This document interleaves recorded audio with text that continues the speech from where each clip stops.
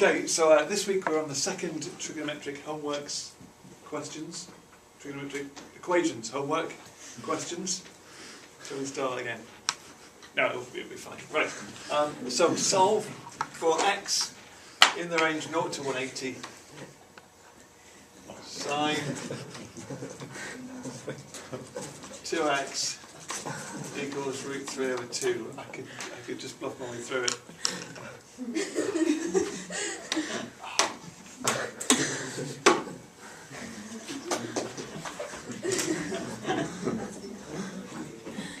This always happens.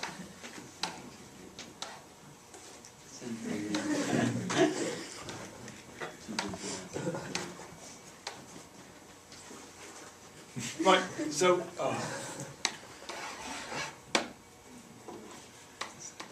as I was saying before I was so rudely interrupted, sine 2x is root 3 over 2. So what do we do first? Inverse sine of root 3 over 2. And your calculator says 60 degrees when you ask it to do that. So we go to the cast diagram.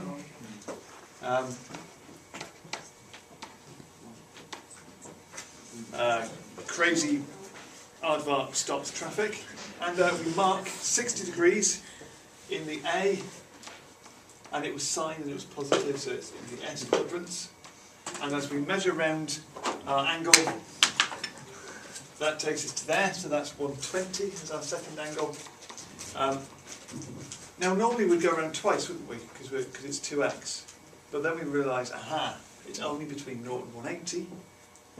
So if x is between 0 and 180, 2x is between 0 and 360, isn't it? So we only need to look round to 360. We've picked up the two angles we wanted. So let's divide by 2 to give our answers as 30 degrees and 60 degrees. Great, 3 marks. Now part 2. 2 sine squared x is 2 minus cos x. Okay. What is this? It is an equation. Good, right, that's gone well. It's a stealth quadratic. It was so stealthy you didn't notice, because we've got it in terms of sine squared and cos x. So we're going to have to use our trigonometric identities that say that sine squared x plus cos squared x is always equal to 1, which also means that sine squared x is 1 minus cos squared x. We're going to use that fact to do a little substitution in here. 2 lots of 1 minus cos squared x is 2 minus cos x. So 2 minus 2 cos squared x is 2 minus cos x. And so quite a nice thing happens with this now, doesn't it? If we rearrange this, we've got, well, the 2, we can take 2 away from both sides, and we're left with 2 cos squared x minus cos x being equal to 0. And we did one very similar to this the other day, didn't we? We've got cos squared x, sorry, cos x times 2 cos x minus 1. Once we've factorised it, remember the importance of factorising it rather than dividing by cos x, because we lose the solutions if we do that. So either cos x is 0 or 2 cos x minus 1 is 0. This gives us, if you do inverse cos of 0, your calculator says 90.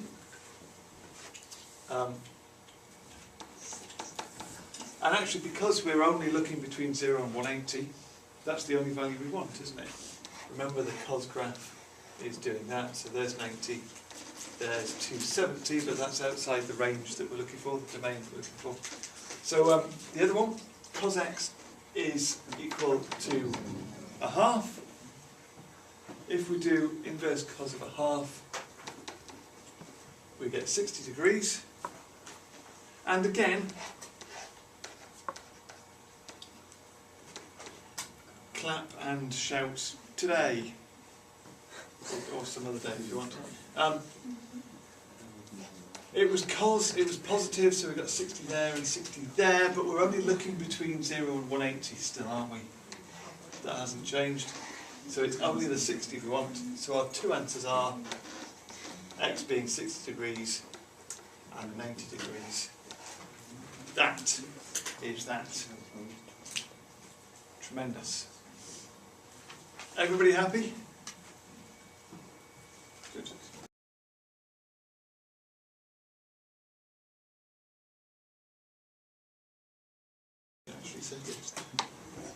Question 2. Sketch the graph of y equals 2 cos x for values of x in a range of 360, indicating the coordinates of any points where the curve meets the x-axis. The range is 0 to 360. What type of transformation is this then? What's happened to the graph?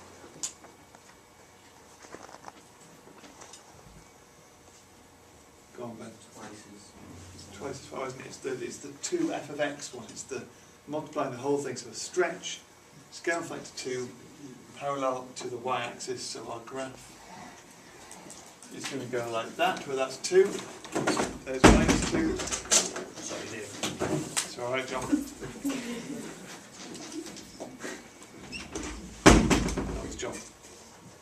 Okay, and we've got to indicate any points where it meets the axes. So there we've got 90, 180, 270, and 360. Brilliant.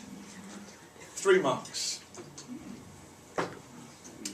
Solve the equation 2 cos x equals 0.8, giving all values of x between 0 and 360. Okay, well for this second part, we can use our graph to help us if you want, but we've got 2 cos x is 0.8, so cos x is 0.4. Remember, we have to divide by 2 first. So x is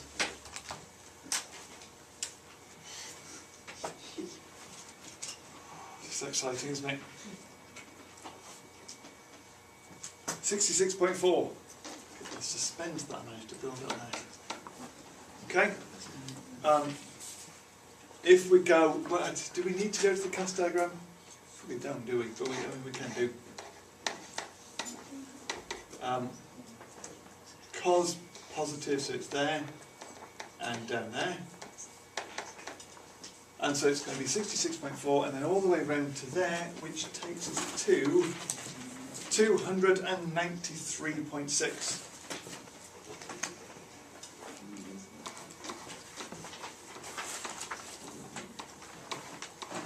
And there would be our 2 answers. You could also have spotted it from the symmetry in our graph. There we have 0.8, so it's a value of 66.4 there, and 0.8 would be about there, about 293, just before 300. It looks about right. All the marks. Fantastic. Oh yeah. Oh, hang on, I need to say, and that's maths first.